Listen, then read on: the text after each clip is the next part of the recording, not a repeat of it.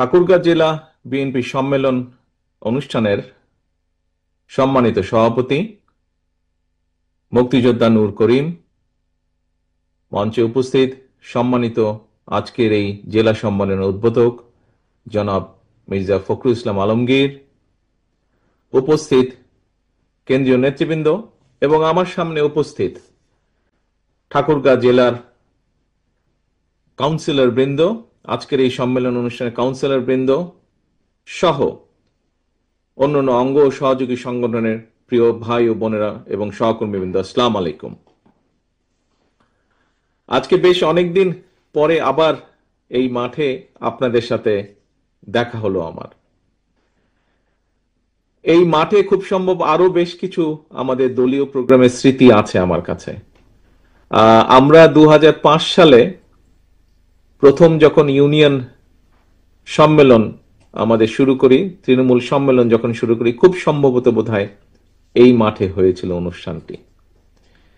এর বাইরেও বিভিন্ন সময় প্রায় প্রতি বছরই দুস্থ মানুষের জন্য শীতকালে আমরা দলের পক্ষ থেকে কম্বল বিতরণ অনুষ্ঠান করতাম।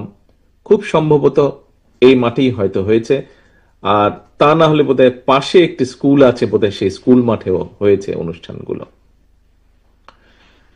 প্রিয় সহকর্মী বৃন্দ, প্রিয় কাউন্সিলর বৃন্দ, আজকে এই জেলা সম্মেলন উপলক্ষে আজকে প্রায় 808 জন কাউন্সিলরের উপস্থিতি সহ আরো বহু বিএনপি এবং সহযোগী সংগঠনের সহকর্মী বৃন্দ এখানে আজকে আপনারা উপস্থিত আছেন। এই যে আজকে আমরা এই অনুষ্ঠানটি এখানে করলাম বা এই পুরো প্রক্রিয়াটি যে সম্পন্ন করলাম, কেন করলাম তার খুব সংক্ষেপে যদি আমরা দেখি, তার কারণ হচ্ছে এজন্য এই অনুষ্ঠানটি আমরা করলাম, কারণ এই দলটি আমাদের যে প্রিয় দল বাংলাদেশ জাতীয়তাবাদী দল, বাংলাদেশের জনগণ যাকে সংক্ষেপে বিএনপি হিসাবে চেনে, এই দলটি একটি প্রক্রিয়ার মাধ্যমে গঠিত হয়েছে। এই দলের সংগঠনের বা এই দলের সাংগঠনিক যে ভিত্তি আছে, এই ভিত্তিটি একটি প্রক্রিয়ার মাধ্যমে গঠিত হয়েছে। হ্যাঁ, হয়তো আমরা বিভিন্ন বাস্তব পরিস্থিতির কারণে কোনো জায়গায় হয়তো আমরা এই প্রক্রিয়াটি সম্পূর্ণভাবে সম্পন্ন করতে পারি না, তারপরেও আমাদের চেষ্টা থাকে যে দলের গঠন প্রক্রিয়া যেন একটি প্রসেসের মাধ্যমে, একটি প্রক্রিয়ার মাধ্যমে গঠিত হয়। এবং কি সেই প্রক্রিয়াটি? সেই প্রক্রিয়াটি হচ্ছে একটি গণতান্ত্রিক প্রক্রিয়ার মাধ্যমে, অর্থাৎ দলের যারা তৃণমূল পর্যায়ের নেতা কর্মী আছেন, তারা তাদের উপরের স্তরের নেতৃত্বকে মতামতের ভিত্তিতে বা গণতান্ত্রিক একটি উপায়ের মাধ্যমে বাছাই করবেন। খুব সহজে যদি গণতন্ত্রের কথা বলতে আমরা যেটি বুঝি, অর্থাৎ অধিকাংশ যেই আদর্শ, যেই নীতিটিকে সমর্থন করবে, অধিকাংশ মানুষ যেই ব্যক্তি বা দলকে সমর্থন করবে গণতান্ত্রিক পদ্ধতিতে, সেটিকেই প্রধান বা বিজয়ী বা যেভাবেই বলি আমরা গ্রহণযোগ্য হিসাবে গৃহীত হবে। আজকে সহকর্মীবৃন্দ, এখানে 808 জন কাউন্সিলর এই সম্মেলনে অংশগ্রহণ করেছেন এবং এই 808 জন কাউন্সিলরের মধ্যে অধিকাংশ একটি পদ ছাড়া, একটি পদে মোটামুটি ভাবে সকলে উইথড্র করে না, তো অন্যরা উইথড্র করে না, তো একজন প্রার্থী ছিলেন। বাকি পদে, জেনারেল সেক্রেটারি পদে আমরা দেখেছি ভোট প্রক্রিয়া সম্পন্ন হয়েছে এবং ভোট প্রক্রিয়ার মাধ্যমে অধিকাংশ কাউন্সিলর বৃন্দ যাকে যোগ্য মনে করেছে তাকে আগামী সাংগঠনিক মেয়াদ পর্যন্ত দায়িত্ব দেওয়া হয়েছে দলকে পরিচালনা করার জন্য। প্রিয় সহকর্মী বৃন্দ, আমরা একটি কথা প্রায়শ বলে থাকি, কি সেটি হচ্ছে জনগণই বিএনপির সকল রাজনৈতিক ক্ষমতার উৎস। আজকের এই অনুষ্ঠানের মাধ্যমে শুধু ঠাকুরগাঁ জেলা নয়, আপনারা নিশ্চয়ই খেয়াল করে দেখেছেন বিগত কয়েক মাস ধরে বাংলাদেশের অনেক জেলাগুলোতেই, অনেক জেলায় আমরা এইরকম নির্বাচনী প্রক্রিয়ার মাধ্যমে আমাদের দলকে সুসংগঠিত বা সুন্দরভাবে নতুনভাবে আবার গড়ে তোলার চেষ্টা করছে, নতুনভাবে দলের ভিত্তিকে মজবুত করার চেষ্টা করছে এই গণতান্ত্রিক প্রক্রিয়ার মাধ্যমে, ভোটাভুটির মাধ্যমে। কারণ কাউন্সিলরদের প্রকৃত মতামতের মাধ্যমেই দলের যেরকম সঠিক নেতৃত্ব বের হয়ে আসবে, ঠিক একইভাবে আমরা মনে করি দেশের ক্ষেত্রেও বাংলাদেশের মানুষকে সুযোগ দিলে বাংলাদেশের মানুষ তাদেরকে বা দেশকে কারা নেতৃত্ব দিবে সেই সঠিক নেতৃত্বকে বের করে আনতে সক্ষম হবে বা বের করে নিতে পারবে। এবং প্রিয় সহকর্মীবৃন্দ, বিগত দিনগুলোতে আমরা কি দেখেছি? বিগত দিনগুলোতে আমরা যে চিত্রগুলো দেখেছি, আমাদের আগের বিভিন্ন বক্তা তাদের বক্তব্যে সেগুলো উপস্থাপন করেছেন। আমরা যে চিত্রগুলো বিগত কয়েক বছর, বিগত এক যুগেরও বেশি সময় ধরে দেখেছি, মানুষের কথা বলার অধিকার, মানুষের ভোট দেওয়ার অধিকার, জবাবদিহিতা, যে কোনো বিষয়, সব ব্যবস্থাগুলোকে ধ্বংস করে দেওয়া হয়েছিল। এবং দেশে যেহেতু কোনো জবাবদিহিমূলক ব্যবস্থা ছিল না, দেশে যেহেতু জনগণের কথা বলার অধিকার ছিল না, দেশে যেহেতু জনগণের মতামত দেবার অধিকার ছিল না যে কিভাবে দেশ পরিচালিত হবে, যেহেতু কোনো প্রকার জবাবদিহিতা ছিল না, জবাবদিহিতার সকল ব্যবস্থাকে ধ্বংস করে দেওয়া হয়েছিল। সেজন্যই আমরা দেখেছি দেশকে ধীরে ধীরে ধ্বংসের দ্বার প্রান্তে নিয়ে যাওয়া হয়েছিল। আমরা দেখেছি কিভাবে আইন শৃঙ্খলা পরিস্থিতি সে সময় দেখা হতো, গুম, খুন, হত্যা, একে আজ ধরে নিয়ে যাচ্ছে, তাকে কাল ধরে নিয়ে যাচ্ছে। আমরা দেখেছি কিভাবে লক্ষ লক্ষ বিরোধী দলীয় নেতাকর্মী, বিশেষ করে বিএনপি নেতাকর্মীদের নামে কিভাবে লক্ষ লক্ষ গায়েবী মামলা সারা দেশে দেওয়া হয়েছিল। আমরা দেখেছি কিভাবে বিরোধী দলের নেতাকর্মীদেরকে গুম খুনের শিকার হতে হয়েছে, সপ্তাহের পর সপ্তাহ, মাসের পর মাস, বছরের পর বছর। আমরা দেখেছি বিরোধী দলীয় নেতাকর্মীদেরকে আদালতের বারান্দায় ঘুরতে হয়েছে, অথবা জেলখানার পিছনে, হাজতের পেছনে তাদেরকে থাকতে হয়েছে মিথ্যে মামলা। প্রিয় সহকর্মীবৃন্দ, আমরা সে সময় দেখেছিলাম কিভাবে দেশের নির্বাচনী ব্যবস্থাকে ধ্বংস করে দেওয়া হয়েছে। খুবই আনফরচুনেট, দুর্ভাগ্যজনক ব্যাপার। বিগত 15 বছরে এদেশে প্রায় 3 কোটিরও বেশি নতুন ভোটার সংযুক্ত হয়েছে ভোটার লিস্টে। কিন্তু এই যে নতুন ভোটার, তাদেরকে ভোটার হওয়ার পর থেকে কেউই বলা যায় ভোট দিতে সক্ষম হয়নি। কারণ ভোট ব্যবস্থাকে ধ্বংস করে দেওয়া হয়েছিল। সেই 14 সাল বলুন, 18 সাল বলুন, 24 সাল বলুন, প্রত্যেকটি ক্ষেত্রে এখানে উপস্থিত প্রতিটি মানুষ আপনারা সাক্ষী আছেন কিভাবে, শুধু বিএনপির নেতাকর্মী হিসাবেই আপনারা সাক্ষী নন, আপনারা দেশের একজন সাধারণ নাগরিক হিসাবে পর্যন্ত আপনারা সাক্ষী আছেন কিভাবে সেই গণতান্ত্রিক ব্যবস্থা বা ভোট ব্যবস্থাকে ধ্বংস করে দেওয়া হয়েছিল। অর্থাৎ দেশে মানুষের কথা বলার অধিকার, ভোটের অধিকারকে কিভাবে ধ্বংস করে দেওয়া হয়েছিল। যখন এই দুটো ব্যবস্থাকে ধ্বংস করে দেওয়া হয়েছে, এর রিঅ্যাকশন হিসেবে প্রত্যেকটি জায়গায়, সেটি শিক্ষা ব্যবস্থা বলুন, অর্থনৈতিক ব্যবস্থা বলুন, যাই বলুন না কেন, সমাজের বিভিন্ন ব্যবস্থা বলুন, প্রত্যেকটি ব্যবস্থা ধ্বংস করে দেওয়া হয়েছিল। প্রিয় সহকর্মীবৃন্দ, 1971 সালে লক্ষ প্রাণের বিনিময় আমরা বাংলাদেশের স্বাধীনতা অর্জন করেছি। বাংলাদেশের মানুষের প্রত্যাশা ছিল যে তাদের প্রত্যাশিত একটি বাংলাদেশ ধীরে ধীরে গড়ে উঠবে।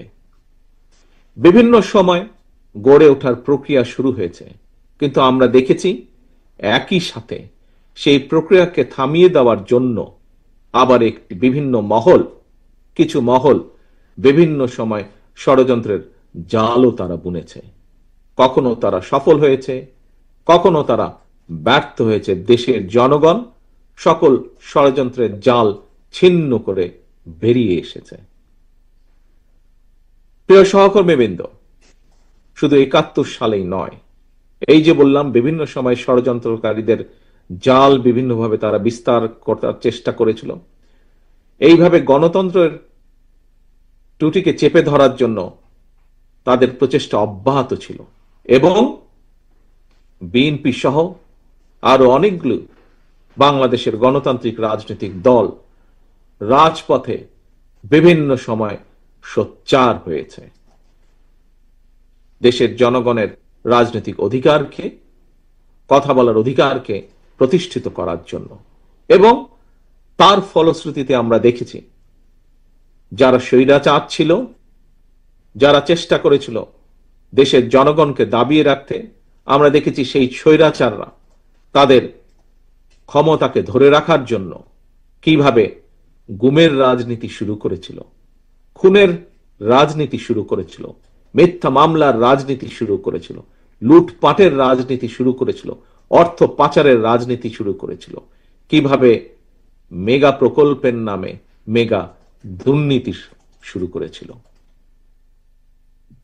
প্রিয় সহকর্মীবৃন্দ,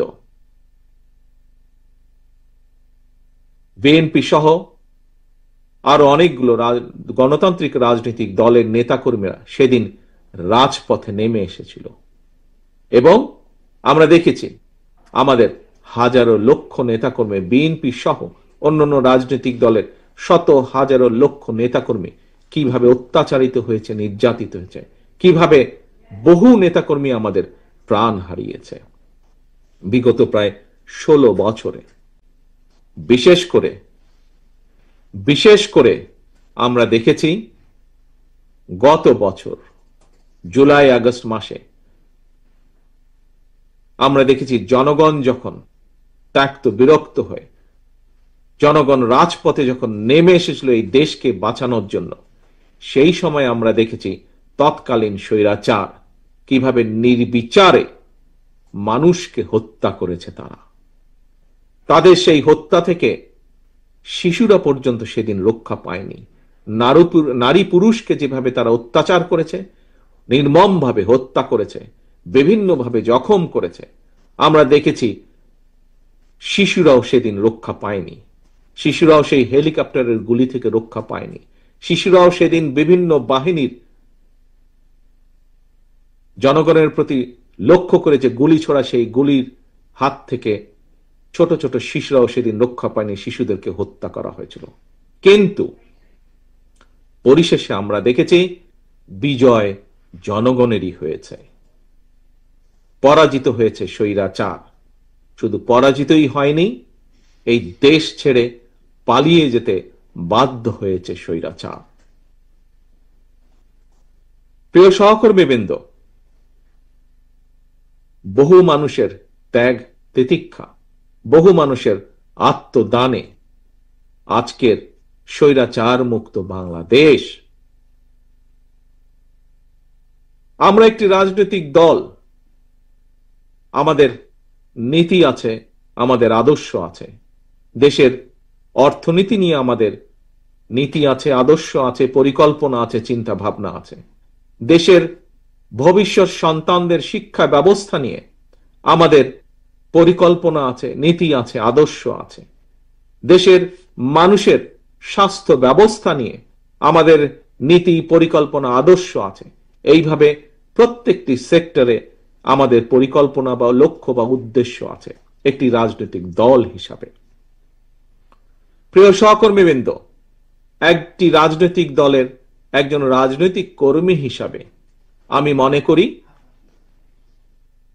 যে গণতান্ত্রিক রাজনৈতিক দলগুলো আছে বাংলাদেশে, তাদের হয়তো প্রত্যেকেরই আমাদের মতন এইরকম বিভিন্ন সেক্টর নিয়ে যার সাথে জনগণের ভালো মন্দ জড়িত, সেই সকল সেক্টর নিয়ে তাদের নিশ্চয়ই লক্ষ্য, উদ্দেশ্য বা পরিকল্পনা আছে। প্রিয় সহকর্মীবৃন্দ, আমরা আমাদের নেতাকর্মীরা এটা বন্ধ করি স্বৈরাচারের হাত থেকে দেশকে মুক্ত করার জন্য বছরের পর বছর রাজপথে নেমে এসেছিল। বিভিন্ন কিছু তারা মোকাবেলা করে রাজপথে জনগণের আন্দোলনকে সফলতা দিয়েছে জনগণের সহযোগিতায়। প্রিয় সহকর্মীবৃন্দ, থাকতেই পারে বিভিন্ন রাজনৈতিক দলের নানা মতামত। আমি আগেই বলেছি, রাজনৈতিক দল হিসাবে আমাদের বিভিন্ন বিষয়ে বিভিন্ন পরিকল্পনা আছে। বাংলাদেশের মানুষের প্রত্যাশা স্বৈরাচারের পতন হয়েছে। বাংলাদেশের মানুষের স্বৈরাচার মুক্তির মধ্য দিয়ে এখন তাদের প্রত্যাশা দেশকে সামনের দিকে নিয়ে যেতে হবে।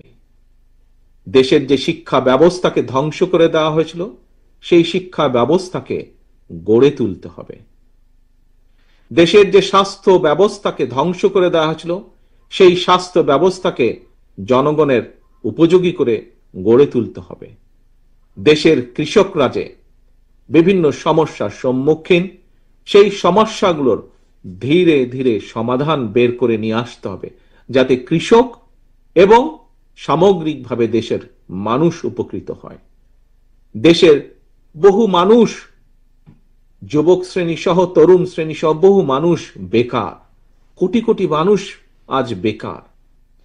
এই বেকার যে মানুষগুলো আছে, তাদের কর্মের ব্যবস্থা করতে হবে রাজনৈতিক দলগুলোকে।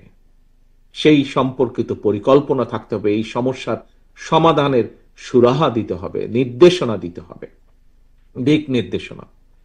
একইভাবে বাংলাদেশের নারীদের বহু সমস্যা আছে।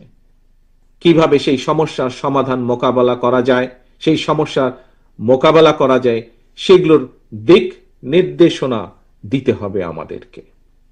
প্রিয় সহকর্মীবৃন্দ, আজ আমরা দেখছি বিভিন্ন বিষয় বেশ কিছু রাজনৈতিক দলগুলো কতগুলো বক্তব্য তারা উপস্থাপন করছেন। বক্তব্য আমরা দিতেই পারি। প্রত্যেকটি রাজনৈতিক দলের গণতান্ত্রিক ব্যবস্থায় তাদের বক্তব্য দেবার অধিকার অবশ্যই তাদের আছে। কিন্তু প্রিয় সহকর্মীবৃন্দ, আমরা যদি বক্তব্য উপস্থাপন করতে গিয়ে দেশে যদি এমন একটি পরিস্থিতি তৈরি হয়, যে পরিস্থিতিতে কোনো অরাজকতা তৈরি হবার সম্ভাবনা থাকতে পারে, যে পরিস্থিতিতে দেশে পলাতক স্বৈরাচার আবার ফিরে আসার পরিস্থিতি তৈরি হতে পারে, তাহলে সেটি দেশ, দেশের জনগণ এবং দেশের গণতান্ত্রিক ব্যবস্থার জন্য অবশ্যই সেটি কোনরূপেই ভালো হবে না। প্রিয় সহকর্মীবৃন্দ, আজ এই যে আপনারা মানুষগুলো এখানে একত্রিত হয়েছেন, আমরা একটি সুন্দর প্রক্রিয়ার মাধ্যমে, একটি গণতান্ত্রিক প্রক্রিয়ার মাধ্যমে এইখানে আমরা নেতৃত্ব বাছাই করে নিয়েছি, যারা আগামী সাংগঠনিক মেয়াদ পর্যন্ত ঠাকুরগাঁ জেলাতে বিএনপির কার্যক্রম পরিচালনা করবেন। একটি শান্তিপূর্ণ উপায়। দেশের মানুষ আজ প্রত্যাশা করে যে রাজনৈতিক দলগুলো, আমরা প্রত্যেকে আলাদা আলাদা রাজনৈতিক দল, আমরা যদি প্রত্যেকটি বিষয় 100% একমত হতাম, তাহলে তো আমরা একটি রাজনৈতিক দলই থাকতাম, তাহলে তো আর আলাদা আলাদা রাজনৈতিক দল হতো না। প্রিয় সহকর্মীবৃন্দ, প্রত্যেকটি ভিন্ন ভিন্ন রাজনৈতিক দলের ভিন্ন ভিন্ন মতামত থাকতেই পারে, কিন্তু আজ এখানে যারা ক্যান্ডিডেট ছিল, তারা যেরকম কাউন্সিলরদের কাছে গিয়েছে, কাউন্সিলরদের মতামত চেয়েছে, এবং সেই মতামতের ভিত্তিতেই আজ সম্মেলনের মাধ্যমে নতুন কমিটি গঠিত হয়েছে। আমরা মনে করি রাজনৈতিক দলগুলো তাদের মতামত উপস্থাপন করবে, রাজনৈতিক দলগুলো তাদের মতামত, তাদের চিন্তা ভাবনা, লক্ষ্য উদ্দেশ্য জনগণের সামনে উপস্থাপন করবে। জনগণ বাছাই করে নিবে কে দেশ এবং জনগণকে আগামী দিনের জন্য নেতৃত্ব দিবে। জনগণ বাছাই করে নিবে, শুধু জনগণ বাছাই করে নিবে না, জনগণ সিদ্ধান্ত নিবে কে আগামী দিনে এই দেশকে পরিচালনা করবে। যাদের নীতি, লক্ষ্য, উদ্দেশ্য, আদর্শ, পরিকল্পনা জনগণ পছন্দ করবে, জনগণ গ্রহণ করবে, জনগণ তাদেরকেই সেই দায়িত্ব অর্পণ করবে।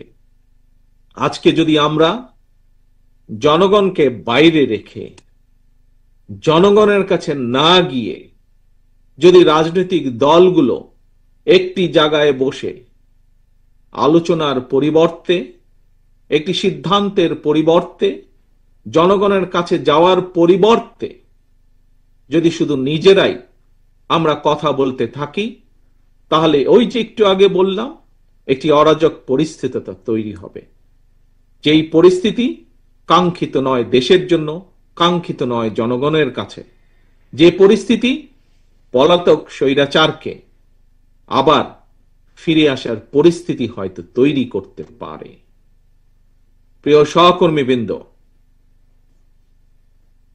বাংলাদেশ জাতীয়তাবাদী দল মনে করে, বিশ্বাস করে জনগণই সকল রাজনৈতিক ক্ষমতার উৎস।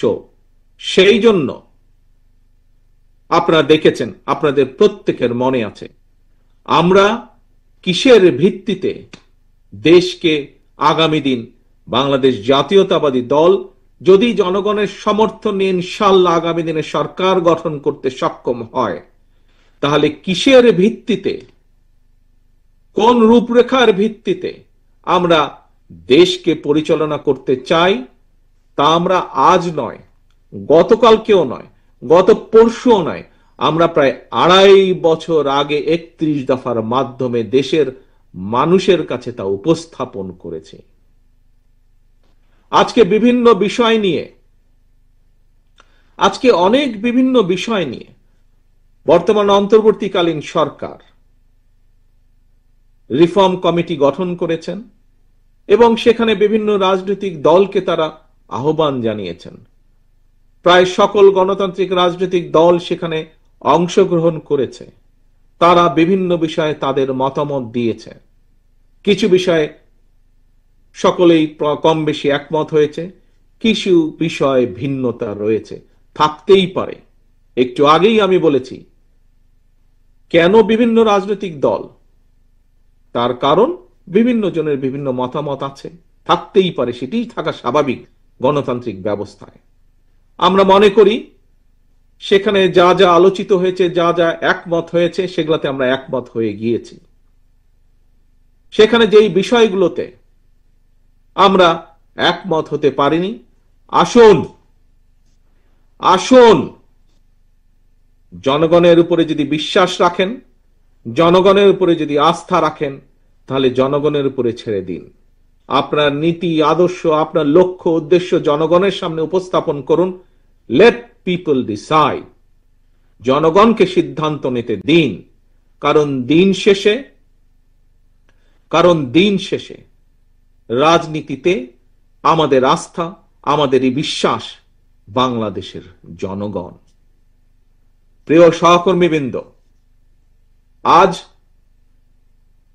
বিভিন্ন আলোচনায়, বিভিন্ন বক্তৃতা, বিবৃতিতে শুধু আমাদের নেতাকর্মীরাই নন, যারা নিরপেক্ষ মানুষ, যারা অনেক অন্য দলেরও নেতাকর্মীদেরকে আমি দেখেছি একটি কথা বলেন, বিএনপি বর্তমানে আলহামদুলিল্লাহ আল্লাহর রহমতে বাংলাদেশের সবচেয়ে বড় রাজনৈতিক দল।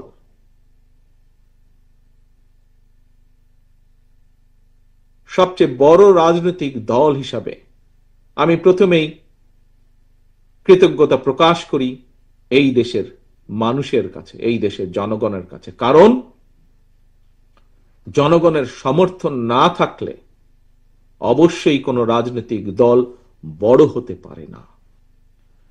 এরপরে আমি কৃতজ্ঞতা প্রকাশ করি আমার তৃণমূল পর্যায়ের মাঠ পর্যায়ে সেই সকল নেতাকর্মী যারা দিন রাত অক্লান্ত পরিশ্রম করে দলের নীতি এবং আদর্শকে জনগণের দৌড় গোড়ায় পৌঁছে দিয়েছেন, জনগণের দৌড় গোড়ায় নিয়ে গিয়েছেন এবং তার পক্ষে মতামত সৃষ্টি করে, দলের পক্ষে মতামত সৃষ্টি করে জনগণকে ঐক্যবদ্ধ রেখেছেন। সেই সকল নেতাকর্মীদেরকে কৃতজ্ঞতা জানাই এবং ধন্যবাদ জানাই।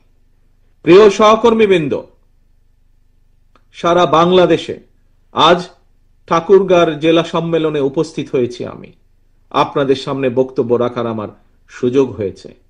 এই মুহূর্তে আপনাদের এই অনুষ্ঠানের মাধ্যমে এবং আপনাদের মাধ্যমে সারা বাংলাদেশের শহীদ জিয়া এবং দেশনেত্রী খালেদা জিয়ার প্রতিটি সৈনিকের কাছে একটি কথা আমি তুলে ধরতে চাই। আপনারা প্রত্যেকেই এক একজন পোড় খাওয়া রাজনৈতিক কর্মী। নিশ্চয়ই আপনারা বুঝতে পারছেন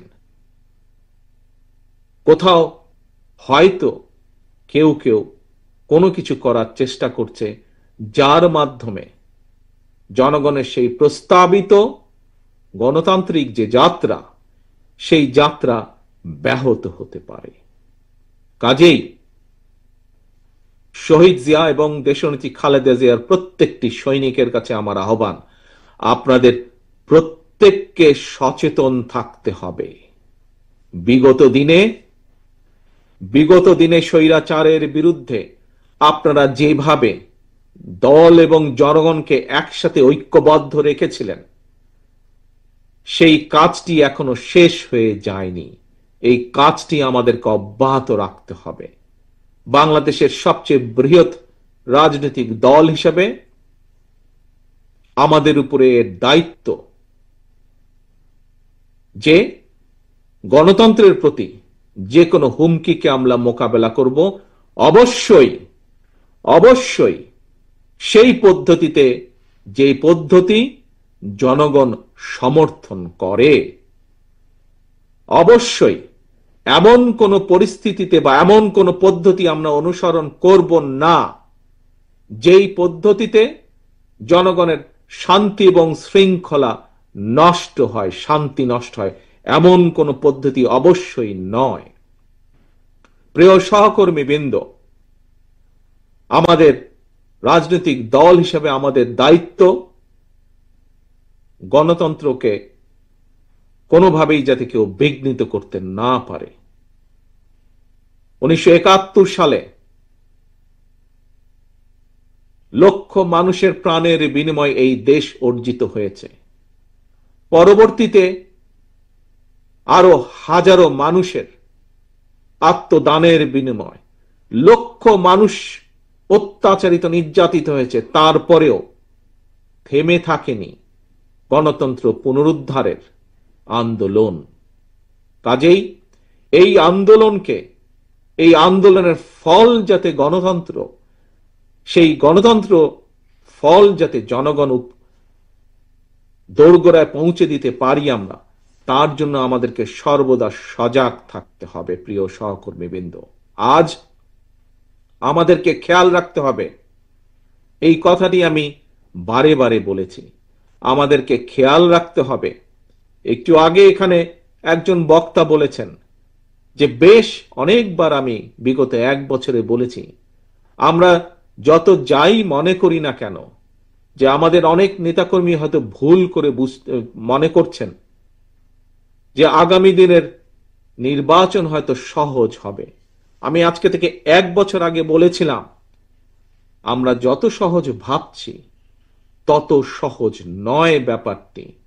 আপনাদের নিশ্চয়ই সেই অনুষ্ঠানে উপস্থিত ছিলেন অনেকেই, সবাই না থাকলেও যেই অনুষ্ঠানে 1 বছর আগে আমি এই কথাটি বলেছিলাম, অনেকেই আপনারা সেদিন উপস্থিত ছিলেন। প্রিয় সহকর্মীবৃন্দ, যা আমি 1 বছর আগে বলেছিলাম, পারিপার্শ্বিক অনেক কিছু দেখলে ধীরে ধীরে মনে হয় সেই কথাটি হয়তো সত্য হতে যাচ্ছে। কাজেই বাংলাদেশের সবচাইতে বড় রাজনৈতিক দল হিসাবে আমাদের দায়িত্ব, যেভাবে বিএনপি দেশের মানুষকে সাথে নিয়ে গণতন্ত্র পুনরুদ্ধারের আন্দোলনকে জোরদার করে তুলেছিল, সেই আন্দোলনকে জনগণকে সাথে নিয়ে সফল করেছিল। আসুন আজকের এই কাউন্সিল অধিবেশনে আমাদের প্রতিজ্ঞা হোক, ঠিক একইভাবে যতক্ষণ পর্যন্ত এই দেশের মানুষের গণতান্ত্রিক অধিকার পুনঃপ্রতিষ্ঠিত না হয়, যতক্ষণ পর্যন্ত বাংলাদেশ গণতন্ত্রের লাইনে আবার উঠে না আসে, সেই রেল লাইনে উঠে না আসে, গণতন্ত্রের রেল লাইনে, ততক্ষণ পর্যন্ত বিএনপির আন্দোলন থেমে থাকবে না। আজকের এই অধিবেশনে, এই কাউন্সিল অধিবেশনে এটি হোক আমাদের প্রথম প্রতিজ্ঞা। আমাদের দ্বিতীয় আরেকটি শপথ গ্রহণ করতে হবে। প্রিয় সহকর্মীবৃন্দ, কি সেই শপথ? এখানে আজকে আমাদের অনুষ্ঠানের উদ্বোধক জনাব মির্জা ফখরুল ইসলাম সাহেব একটু আগে বলেছেন যে এই সেই মাঠ, যে মাঠে আমাদের নেতা শহীদ রাষ্ট্রপতি জিয়াউর রহমান বক্তব্য রেখেছিলেন। এখানে বহু মুরব্বী নেতৃবৃন্দ উপস্থিত আছেন। আপনাদের নিশ্চয়ই অনেকের মনে আছে শহীদ রাষ্ট্রপতি জিয়াউর রহমান কিভাবে খাল খননের মাধ্যমে দেশের খাদ্য উৎপাদন দ্বিগুণ করেছিলেন, দেশে উৎপাদনের রাজনীতি শুরু করেছিলেন, কলকারখানা থেকে শুরু করে আরো অনেক কিছু, যার মাধ্যমে দেশ একটি উন্নয়নের দিকে ধীরে ধীরে ধাবিত হচ্ছিল। প্রিয় সহকর্মীবৃন্দ, ঠাকুরগাঁ জেলার বিএনপি সহকর্মী বৃন্দ, বিএনপি এবং সকল অঙ্গ সহযোগী সংগঠনের উপস্থিত সহকর্মী বৃন্দ সহ সমগ্র বাংলাদেশে বিএনপি সহকর্মী বৃন্দ, বাংলাদেশের সবচেয়ে বড় রাজনৈতিক দল হিসাবে আমাদের আরেকটি অত্যন্ত গুরুত্বপূর্ণ এবং পবিত্র দায়িত্ব হচ্ছে এই বাংলাদেশকে আবার পুনর্গঠন করা, এই বাংলাদেশকে আবার ধীরে ধীরে গড়ে তোলা, বাংলাদেশের মানুষের প্রত্যাশা অনুযায়ী, যার রূপরেখা আমরা 2 বছর, 2.5 বছর আগে 31 দফা রূপরেখার ভেতরে দিয়েছি। প্রিয় সহকর্মীবৃন্দ, আসুন আজকে আমরা তাহলে 2টি শপথ আমরা গ্রহণ করি এই কাউন্সিল অনুষ্ঠানে। এক, যে কোনো মূল্যে যতক্ষণ পর্যন্ত আমাদের প্রিয় মাতৃভূমি বাংলাদেশ গণতন্ত্রের যাত্রায় ফিরে না আসবে, গণতন্ত্রের রেল লাইনে চলা শুরু না করবে, ততক্ষণ পর্যন্ত বিএনপি শহীদ জিয়া, খালেদা জিয়ার প্রত্যেকটি নেতা কর্মী অতন্দ্র প্রহরীর মতন জেগে থাকবে এবং গণতন্ত্র পুনরুদ্ধারে কাজ করবে। এই হলো এক। দ্বিতীয় শপথ হচ্ছে ইনশাআল্লাহ জনগণের প্রত্যাশিত যে নির্বাচন আগামী দিনে, সেই প্রত্যাশিত নির্বাচনের মাধ্যমে বাংলাদেশ জাতীয়তাবাদী দল বিএনপি জনগণের রায় সরকার গঠনে সক্ষম হলে ইনশাআল্লাহ আমরা আমাদের সেই 31 দফা আলোকে এবং বাংলাদেশের জনগণের প্রত্যাশিত যে বাংলাদেশ, সেই বাংলাদেশ গড়ে তোলার জন্য আমাদের জীবন বাজি রেখে আমরা কাজ করব ইনশাআল্লাহ। এই 2টি হোক আজকে আমাদের এই কাউন্সিল অনুষ্ঠানের শপথ। প্রিয় সহকর্মীবৃন্দ, সামনের দিনে আমাদের তাহলে ইম্পর্টেন্ট কাজ হচ্ছে 2টো।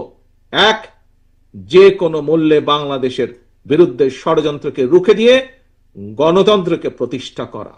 2, যে কোনো মূল্যে বাংলাদেশকে জনগণের প্রত্যাশা অনুযায়ী সেই সুন্দর দেশটি গড়ে তোলা। সবাই আমার সাথে একমত দেশ গড়ে তোলার জন্য? আসুন আমাদের রাজনীতির, আজকের রাজনীতির অন্যতম প্রধান লক্ষ্য হোক, অন্যতম মূল লক্ষ্য হোক আমরা জনগণের প্রত্যাশিত বাংলাদেশ গড়ে তুলব ইনশাআল্লাহ। আল্লাহ হাফেজ। বাংলাদেশ জিন্দাবাদ। বাংলাদেশ জাতীয়তাবাদী দল জিন্দাবাদ।